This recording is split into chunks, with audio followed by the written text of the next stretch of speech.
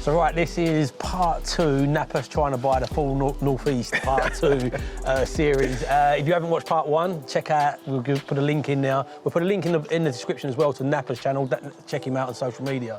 But we've just pulled up to another project that Napa's doing. This one's in Newcastle. He told me it's about 5 minutes up the road. It worked out about an hour up the road, but we're here at the project. So you're gonna tell us, Napa, what is the plan with this one? How you're financing it? I think this is one of the big questions everybody's got today, especially the market we've been in. At the time recording, we've had all the upset with Liz Truss and the pan dropping, but looks like we're going to go into a bit more of a buyer's market, but it's been very much a seller's market. And everybody keeps on saying BRR's dead, BRR's not happening, but you keep on churning out these BRR deals, even getting all your money out and money on top of these deals. So how are you finding these deals, really, and how do you come around this one?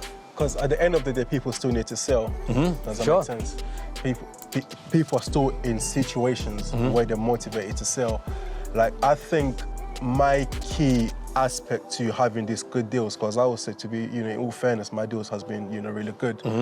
I think it's identifying your deal profiling, what actually works for you, and then being consistent on finding those type of deals. Does that make sense? At some point, you do get emotional. You're not coming across the deals that you're looking for. And then I think having a good group of people around you, that helps. For example, we've got like a little, small clique, the Buy Street Boys, And then I'll put something in, they'll be Napa, that's an emotional deal. So they know that's not a good deal. I'm just acting based on emotion because I'm not achieving my targets of getting a deal when I want to get it.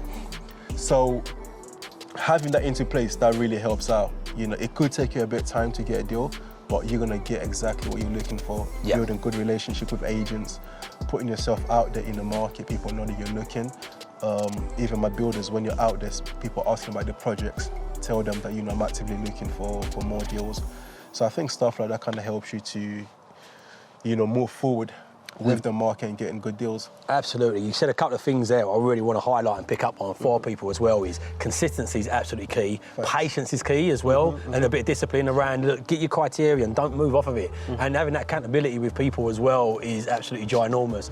But what I say to people at the moment, because at the time of recording this, the pan's dropped, rates are going a bit higher, we've got high inflation. A lot of people are saying is now the time to buy. I said, yes, absolutely. Be out there being active, because if you don't buy a deal, what will happen is the relationships of you turning up and being consistent is worth equal a deal. So if the deal stacks enough and you've got enough numbers in it, buy it now. If there's enough margin in there. If it don't stack enough, what you're doing, which is more equal as powerful as getting a deal, is being on the minds of the agents constantly, or the vendors directly. So when they shift, when they can't sell stuff, the first person they're thinking of is you, because you're being consistently there doing deals along that time. Where if everybody waits to the market, they perceive the market to dip, and they think, right, now I'm going to go out. They've got to build them relationships. They've got to then be active, and they probably missed it. You know, so, guys, guys like us, we're already in the market. Absolutely, active, everyone knows. Like, even for example, one thing I clocked as well. Like, most of the properties has been wrongly priced. Does like highly inflated, and they're not shifting. Does that make sense? But once you come in, month on month to month 3 is not moving, they start to think, they want to sell it, and that's when you can, kind of negotiate and, strike yourself a bargain. Absolutely, motivation shifts. The longer somebody holds something, the different their motivation goes, and the more the news is going to play into it now. Interest rates, potential 40% drops, which is pretty BS. Especially if they're not into business or into property like we are. They can heavily be influenced by the media on what's going on, whether it could be true or it may not be true. Does that make sense? So, but exactly that. I say to people, base your investment strategy on foundational property investments, not on whether the market's going to go up or the market's going to go down. Just look at it. Look, have you got the downside protection in it? So basically, the rates go high, is it protected? If I get stuck on the bridge a little bit longer, can I cover that? If you can protect the downside, base it on them fundamentals rather than thinking, okay, let's wait for the market to dip, let's wait for the market to jump up. But the one thing, as I said, really circle back on that again, is just that consistency, because everybody thinks it's like a sweet shop. You go on Rightmove and go, I fancy a BRR deal today. I'll grab this one. And they say, people come to me and say, I've had no deals. How many viewings you done? They're like, I've spoke to 4 agents. You're like, well, speak to another 40 agents and consistently do that for a period of time, because most deals get done on the follow-up as well. Like this one here. This one here. As you said. It was in the market for 135.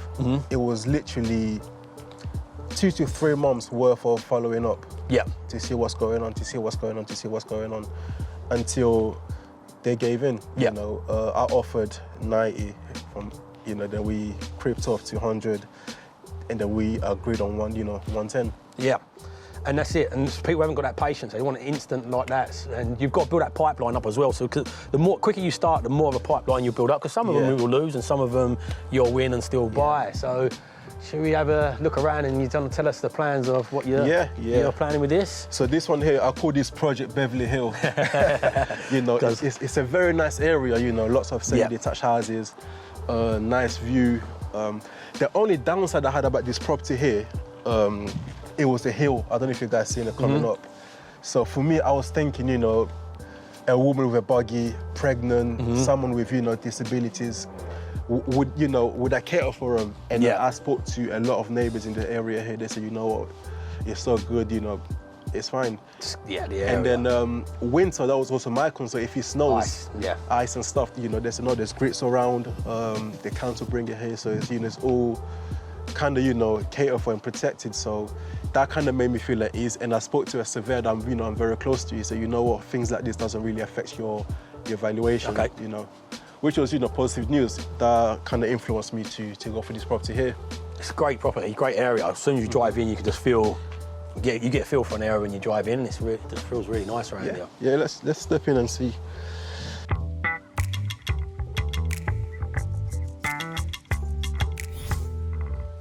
So with this one, work has already started. So estimated for 3 months. So we're looking at December to finish. But also December, I don't really count it as a working month. No. So which seems like we might push it till maybe the end of January. But so far, you know, work is going all right. Things are going good, you know, up to speed. But the original plan for this property here was to turn into a 3-bedroom ensuite. So it's a 2-bedroom at the moment? It's a 3-bed. Oh, it's a 3-bed. Oh, just add the ensuite. Yeah, just the ensuite. But now, with the space that we discovered, we're going to go for a 4-bed. Okay. Oh, cool. Yeah, it really pushes values and rents up dramatically. Exactly. 4-bed, family bathroom upstairs, and then a WC downstairs here. Okay, cool. So is this going to stay open plan? Harvey? So the plan here, it's we're going to block off this section here. Okay, yeah. So it will be separated, so block it off, and then we're going to have door either here or here. Because here there's storage, so we might enter here, depends on what layout we go for. So I'm meeting the kitchen designer tomorrow to see our options. So the door can either be here or here, so you go coming in here, or to access the kitchen, you'll be here, kitchen diner. So the first plan is to have because I love the island, you know. We wanted to have an island here, but we're thinking it just might be too small and claustrophobic.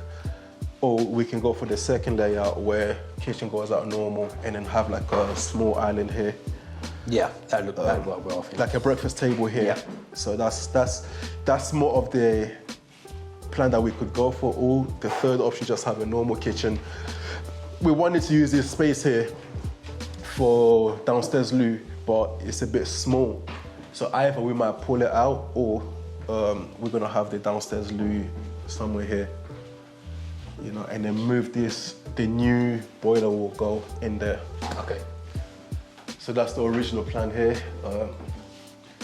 Outside, you know, the garden is very good size. I don't know if you want to see it. It's a very good sized garden. We're still deciding what to do with that space. But I kind of like what the neighbors did, but that might be more costly. This is what you like in the claddings. Not that particular one, but I do like the cladding. So that's pretty much, you know, the plan here. Yeah, that's a good model. I do that often. I separate these off. Open plan, sort of kitchen diner. Reconfiguration really influences the lenders as well. Did you want to take us upstairs and show us the reconfiguration? Have you planned it out yet, or is it still? I think, yeah, we planned it out. So I think we're gonna go for, you know, this option here to turn into a 4-bed. So how was the layout? So, you know, here, this was a bedroom, so it was all blocked off. Tiny bedroom, wouldn't, you know, not much use of a space. So the original plan was that master bedroom turned into one suite by having a door here, and then this turned into a bathroom, and then the bathroom here, since it's separate, toilet and bath, combine it, and then keep that room the exact same. Keep the room the exact same. It does have a loft. They have a bed in there. I don't know how they got it in, but it's quite tiny to utilize as a space. So what we decided to do is that we're gonna block it off here. So from here to here, that will be another bedroom. Okay, yep. Right? That tiny space will be the new family bathroom. So we've got bedroom 1, 2, 3. So this will be a hall through here. So you're gonna square that off there. Yeah, square that off so we can have, they will come in out here, and then here to here, it will be the hall, for this bedroom here. So you got bedroom 1, bedroom 2, 3, and then here, what we made, it will be bedroom 4. Yeah, I think that works really well. Really forces rents up, so your yield forces up and value. So with the numbers, what's the expected end value on? So the expected end value for the 3-bed, we're looking at about 170 to 180 or 185. As a 4-bed, I think we might push the 95. Hopefully we can get to 100,000, but that's like, with the standard that we do our work anyway, I think that's achievable. Okay, yep. I think if we do get in that standard, we do achieve 200,000. And rents, you know what the rents are? With a 3-bed rents, they said we'll get 850, 900. Okay. Yeah, the numbers look really good. So you're just going to see where the market's at when you come towards the end. Yeah. Both exit works really well anyway. Yeah. So ideally, I'd like to keep it and sell at the same time. Be the first flip project. But I'm in this game, to hold. So holding, if I can keep this one here, everything just subject to figures. Yeah. It's not really emotional as I would like to keep, but if it works out to sell, we'll sell it. And how you finance this one? The same as before, private finance? Yeah. So 85% was bridged, bridging finance, and then the refurb and the deposit was privately funded by an investor. Advice that I like to do is just try and give people some value. So people trying to start out now in this market currently at the moment, say people from London, what would your steps and advice for them be starting now, especially if they've got little money? How are you raising finance? What steps are they going to take to find the builders? So like the key thing to me, for me, is education. Even for me to start doing what I'm doing right now. Bear in mind, I got in touch with you in 2016 when I was still heavily in my rent-to-rent, game, and then I didn't take any action until 2020. And throughout the time, we were still educating, getting to know each other. At the same time, I had other people teaching me as well. So I took my time out to cement my knowledge. And then from then on, once you know exactly what you're doing, you just put it into practice. That will come in handy, speaking to builders, how you can find a good builder, how you can find these great projects, how you can finance it. But the key thing is having that education, having that knowledge, and then the next, just put it into practice. Yeah, taking action, absolutely key. So, yeah, Napo, it's been absolutely great coming and look at your projects. Really, really enjoyed it, and really been obviously having a little part in your journey. Obviously you're a mentor yourself, and when you see people go off and implement information, because you get so many people that just, exactly what you said there, taking action, implementing it. So many people learn and don't do what they know, and watching you take off and doing what you're doing and doing these deals, getting good BRR deals as well, recycling your money, raising funds. It's been absolutely amazing to watch. So yeah, really, I don't know, it sounds a bit silly to say, but proud, really proud moment. But keep doing what you're doing, mate. Where can people reach out to you? People want to invest in your projects, get involved. You're still obviously coaching people on rent to rent. If they want to connect with you, learn with you, invest with you, how do they reach out to you? So anyone that wants to, invest with me or join my mentoring for the rent to rent, they can get in touch with me through my Instagram. So just Napa by Fikile, full name, that should come up.